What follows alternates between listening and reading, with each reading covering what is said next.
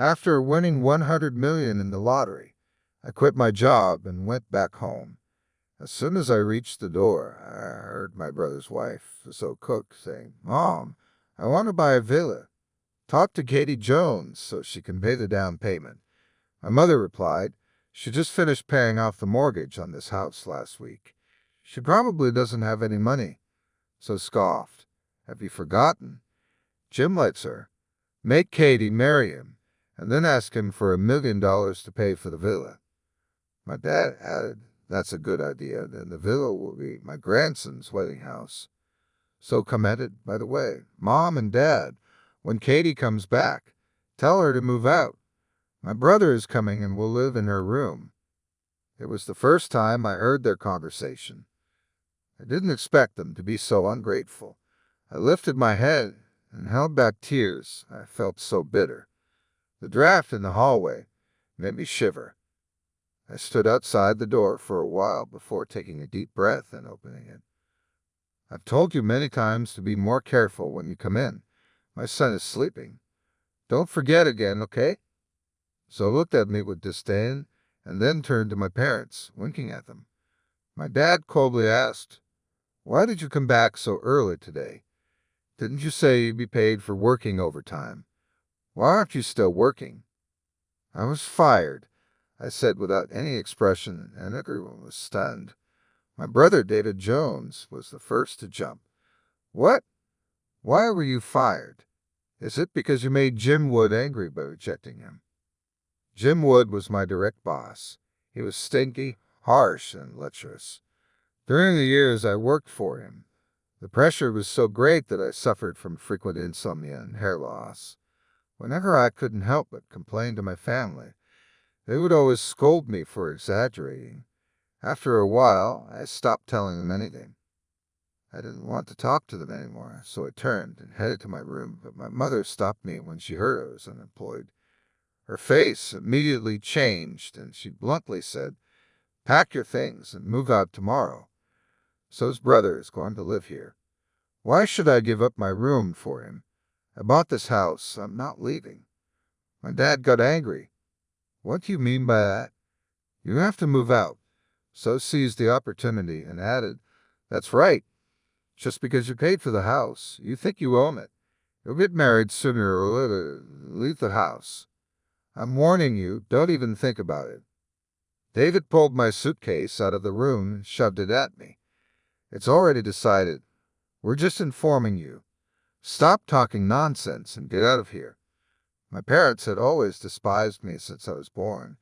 While David used to be kind to me, but ever since he got married, he changed completely and did everything Zoe told him to. Zoe was always cold to me and took it out on me when she was in a bad mood. My parents and David always looked the other way, and no one was ever on my side. I thought we were family, and if I were good enough to them, they would eventually change their attitude. I worked hard to earn money and buy this big house, but in the end, I became the most redundant person. "This house is mine. I'm not moving out." After saying that, I dragged my suitcase back to my room, took the clothes out, and hung them back in the closet one by one. So sarcastically said, "Dad, Mom, look, your daughter has grown up so much that she doesn't care about anyone anymore." My father got furious and rushed to slap me, but I grabbed his arm and he couldn't move. "Dad, don't get angry. Always tell me what I said was wrong." So shouted, "You're completely wrong. This is the Jones house. You must obey your parents." My mother came to calm my father and complained softly, "Katie, I don't want to blame you, but we just want you to move out for a few days. Why are you making such a fuss?" "A few days, Mom. Don't think I don't know. So just found a new job for a brother, so he plans to stay for a long time. This is my house. Why should I give it up to strangers?" "Strangers? How can Zoe's brother be a stranger? Since I married David, her brother is also your family. You must treat him like your brother." Zoe waved her arms as she spoke excitedly. "Treat him like my brother? Ridiculous. It was one thing for my parents, David, and Zoe to take advantage of my money. But why would I have to spend money on Zoe's lazy brother? They really treated me like a fool. Zoe, you're really shameless. My parents don't want to give me the key to that little house I bought before, right? Your parents live there, don't they? So what? Zoe responded arrogantly. My parents and brother just watched with no intention of stopping her. I looked at them one by one. Are you all determined to kick me out, right? Zoe gritted her teeth. Yes. You're not thinking of returning those two houses to me, are you? My dad looked at me furiously. Nonsense. Don't even think about those houses for a second. They don't belong to you, and it's not your decision. We'll see. I felt desperate and suddenly didn't want to stay even a minute longer. I didn't want to waste more time arguing with them. I could resolve this by hiring a lawyer. I didn't take anything with me and left the house. The suitcase had been thrown out by David, and the old clothes had been given to me by Zoe because she no longer wanted them. I didn't want them either. I went to the best five-star hotel in the city and consulted with the best lawyer. I had paid the down payment and the mortgage on the houses. The lawyer said it wouldn't be difficult to recover them. After hanging up the phone, I felt depressed and upset. I wanted to cry, but I couldn't. My parents had always favored David because he was the son, and if it hadn't been for my grandparents who paid for my education, I wouldn't even have finished high school. After being accepted to the university, I worked up to 4 jobs at once. Sometimes I was so exhausted that I would fall asleep standing up. After graduating, I got a full-time job during the day and another part-time job at a fast food restaurant at night. I worked hard for years, saving every penny, and finally managed to get my parents and David out of my grandparents' old house. I thought that by buying the 2 houses, life would be easier and more comfortable, but unexpectedly, I was kicked out of the house overnight simply because I lost my job. They completely turned their backs on me. How ridiculous it was that family love could disappear in an instant. But at least I was lucky in another way. I looked at the balance in my bank account and couldn't help but smile. I still had money minus $100 million, and I couldn't spend in 10 lifetimes. I bought a villa with a sea view in a luxury area.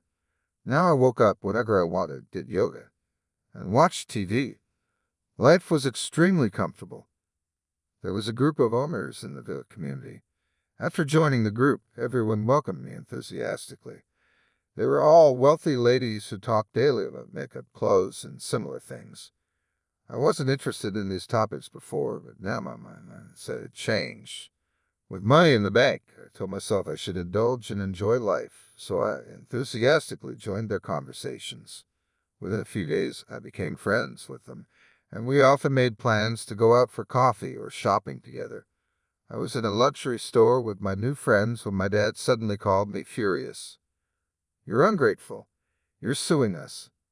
The court summons have arrived, and the neighbors are mocking us. If I had known you would turn out like this, I should have strangled you at birth. My mother took the phone and started crying hysterically. We only had a few arguments. Why are you making such a fuss now? We're so ashamed in the community. They almost believe we treated you badly. I couldn't help but let a sarcastic laugh. Wasn't it true? They had never treated me well, and now they had even kicked me out of my own house. Ever since I was a child, I always had endless chores to do as soon as I got home, but I never minded because we were family. But after David got married, and especially when they had a baby, I had even more things to do, and I got more tired every day. No matter how kind I was to them, my parents and so were always dissatisfied. They really treated me like a free maid. My friends used to joke that I must have owed them something in a past life because I worked like a slave to pay off a debt. I could only smile bitterly. Katie, we gave you life and raised you. It's a huge favor. What more do you want? I don't want anything but justice, I said before hanging up the phone. My friends and I continued enjoying our shopping. Just as we were about to leave the mall, I saw Zoe walking towards me, laughing and talking with a middle-aged man. They looked like a couple in love. When Zoe saw me, she was startled and quickly stepped away from the man. Katie, are you spying on me? I didn't expect you to be that kind of person. Why don't you go find a job instead of following me? She said, her guilty expression showing. I didn't get angry. Instead, I laughed. I'm in no rush to find a job, and I'm not interested in following you. Who do you think you are? At that moment, my friend Mary couldn't hold back any longer. Who is this woman, Katie? Mary asked. She's my brother's wife, I replied. Mary immediately recognized the man. Ben Cox, are you seeing a married woman? Aren't you afraid your wife will find out? So rolled her eyes and lied. I'm not his brother's wife. She's talking nonsense. I'm Ben's employee. Our relationship isn't what you think. Don't misunderstand. Ben also waved his hands frantically, trying to distance himself. So threatened me, Katie. I warn you, if you tell David, I'll rip your tongue out. Just then, David appeared. He had come shopping with his boss, and seeing us arguing from afar, he ran over. Katie, I warn you, don't upset Zoe. She's pregnant with our second child. Giving birth to a boy will be a great contribution to our family. David said, our family thought, since the day they kicked me out, I've had nothing to do with them. David's expression changed immediately. That's not for you to decide. You're so foolish. Even if you win the case against our parents, you'll still have to pay maintenance anyway. The two houses are ours, so the maintenance cost is nothing for us. Mentioning the houses made Zoe lose control. Those two houses are ours. Don't think you're going to take them away. So it was always irrational. I had worked very hard to buy those houses, and now I was just reclaiming what was mine. I've hired a lawyer, and soon I'll get the houses back. You two should go home and start packing your things. Start thinking about where you'll live in the future. Zoe became so furious that her face turned red. She turned and slapped David. Are you going to let Katie humiliate me like this? What's wrong with you? Then David tried to hit me, but my friends surrounded him and stopped him immediately.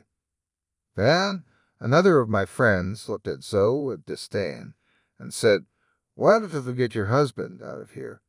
You can't afford to make enemies with these women. We all live in the villa community. So looked at me in surprise. How did you get involved with them? Are you working as their maid? Mary shot her a scornful look and responded with contempt. Maid? Katie is our neighbor. You rented a villa? Where did you get the money? Did you secretly marry Jim, and he gave you the money? So asked incredulously. Mary laughed sarcastically. Katie didn't rent the villa. She bought it in cash. David and Zoe were stunned. What?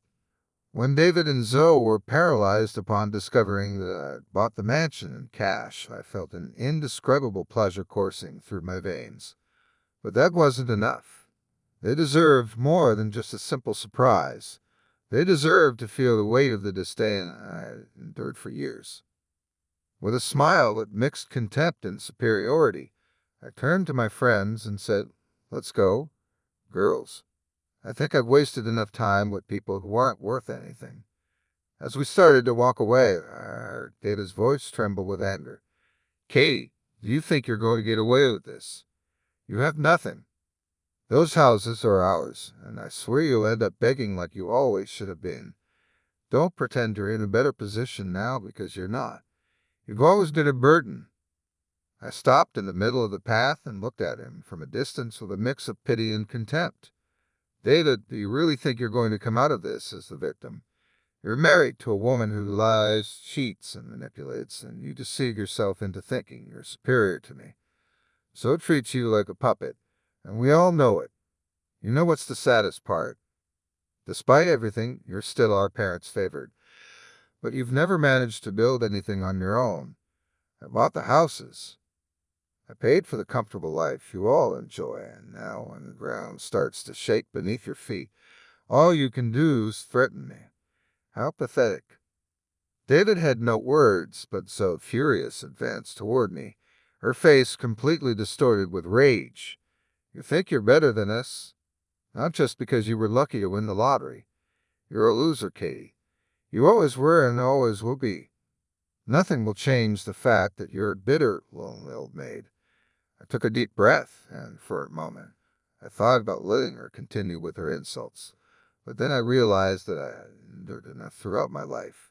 I stepped close enough for her to see the determination in my eyes, and with a controlled but contempt-filled voice, I responded, "Maybe I'm single, so, but at least I'm free. Freed from an unhappy marriage with a man who treats me like trash, and from a family that never valued me. Look at you now. You're trapped in a life built on lies, manipulation, and deceit. You think you're in control, but in reality, you're a prisoner of your own actions. Keep making threats, keep lying to yourself. In the end, the one who will end up alone is you." Before Zoe could reply, one of my friends, Mary, stepped forward and put a hand on my shoulder.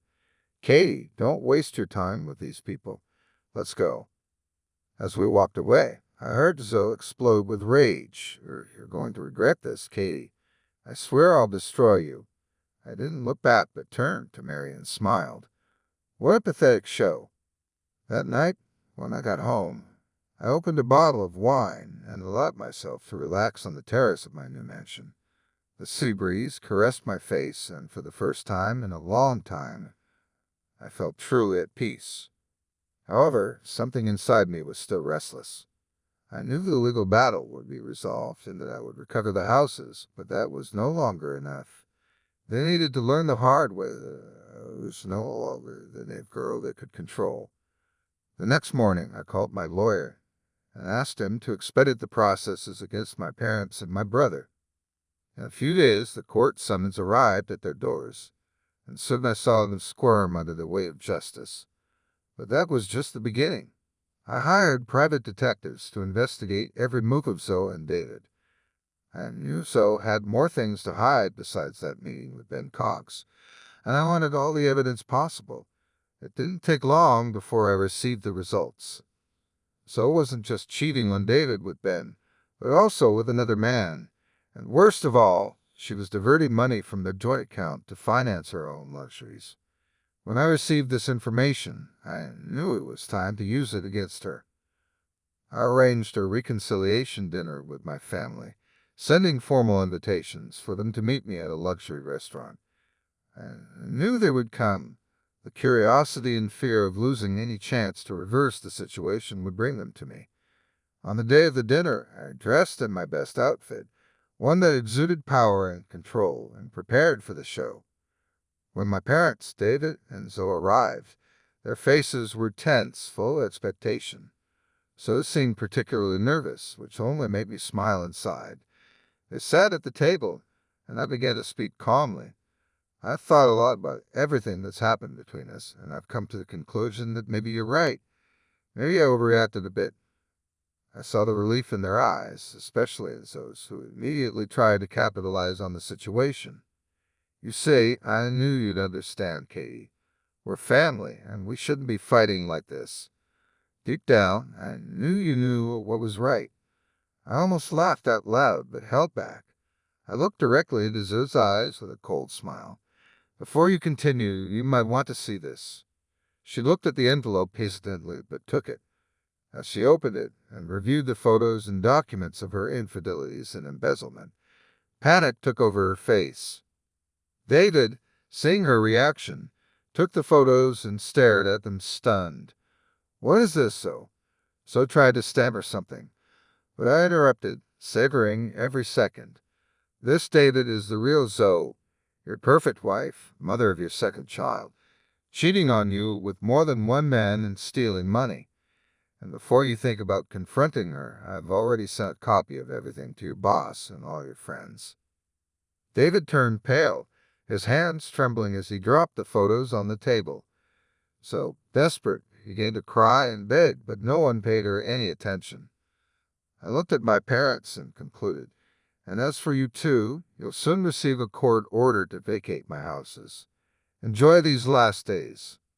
I stood up from the table, throwing the bill in front of them, and as I walked out, the sound of their panicked and desperate voices echoed in the restaurant. This dinner marked the beginning of the end for them. Not only did they win the legal battle reclaiming my houses, but so and David were plunged into a spiral of chaos. So was expelled from David's life, who, humiliated and ruined, had to face the consequences of his own stupidity. My parents, stripped of the properties they thought belonged to them, were forced to move into a small house far from the neighborhood they valued so much. And I, from my mansion with a sea view, enjoyed every little triumph after my victory in court and recovering the two houses. I realized there was still more to do. Winning 100 million in the lottery gave me much more than comfort. It gave me power and, above all, options. I decided it wasn't enough to have recovered what was mine. Now was the time to plan my next move. Nothing seemed more satisfying than investing in real estate. After all, in the city where I had lived for so long, there was a growing demand for good properties, and I had money to spare to take advantage of that opportunity. I contacted a renowned real estate agency in the region and began to acquire properties little by little discreetly, without raising suspicion. My goal was clear: expand my influence in the local real estate market without anyone knowing I was behind the purchases. I bought houses, apartments, and small commercial buildings, all valued in strategic areas. Each new investment added to my portfolio, and my presence in the local market grew silently. About 3 months after my parents were forced to vacate the house I had reclaimed, I received news that made me laugh for hours. Apparently, they were going through economic difficulties, with David completely ruined after the scandal with Zoe and unable to help them.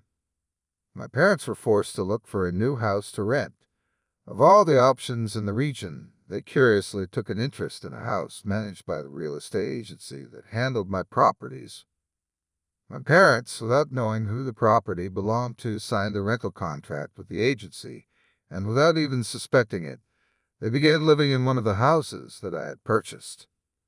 Purchased with part of the 100 million I won, fate had orchestrated a revenge I hadn't even fully planned. When I received the notification of the first rent payment in my account, I couldn't help but crack a malicious smile. My parents, who had kicked me out of my own house and treated me like a burden my entire life, were now unknowingly paying rent directly to me. The irony of it all was so delicious that it seemed unbelievable. They who always believed they were in control now depended on me for a roof over their heads, and the best part was that they had no idea. Weeks passed, and I continued receiving the payments punctually. My other properties also generated excellent income, and I felt more and more satisfied. Life was finally giving back to me everything I deserved, and my parents didn't even realize how much fate had already turned against them. It was a feeling of silent justice without me having to get my hands dirty directly. One day, I received a call from the real estate agency. The agent, with a polite voice, informed me that the tenants of one of my houses, the house where my parents live, wanted to discuss a possible reduction in rent, citing financial difficulties. It was the cherry on top. My parents were struggling and needed help, but this time I was the one in charge. I scheduled a meeting without revealing who I was, of course. When my parents arrived at the real estate office, I stayed in a private room from where I could see them through the security camera. It was almost surreal to see my parents sitting there, humbled, trying to negotiate. My father, who had always had an unbreakable pride, was now downcast. My mother, who had hysterically cried on the phone months earlier, now spoke in a pleading tone. "It's really impossible for us to pay this amount of rent. Couldn't the owner lower the price a bit?" My father asked the agent, visibly embarrassed. I could have easily agreed and allowed them to pay less, but why make it easy for them? They had made things easy for me when I needed them most. I decided the rent would stay exactly the same. The agent politely informed them of my decision, and upon hearing the response, my father looked visibly frustrated. My mother started to cry. Seeing that scene, I felt a mixture of emotions. A part of me still had that old need to please, to be seen as a good daughter. But that Katie was gone. Now I was the woman who made cold, calculated decisions. At that moment, The right decision was to make them feel the weight of the consequences of their actions. I left the room silently, without them seeing me, and returned to my mansion. The money would keep coming into my account month after month, and although they didn't know it, my parents were now trapped in a cycle where I controlled their fate. They had lost all power over me, and the final irony was that while they thought they were free of me, they were actually living under my roof. I controlled them, even from a distance, and that gave me a sense of silent justice that no confrontation could have achieved. Fate, indeed, had executed the revenge for me, and my role now was just to watch.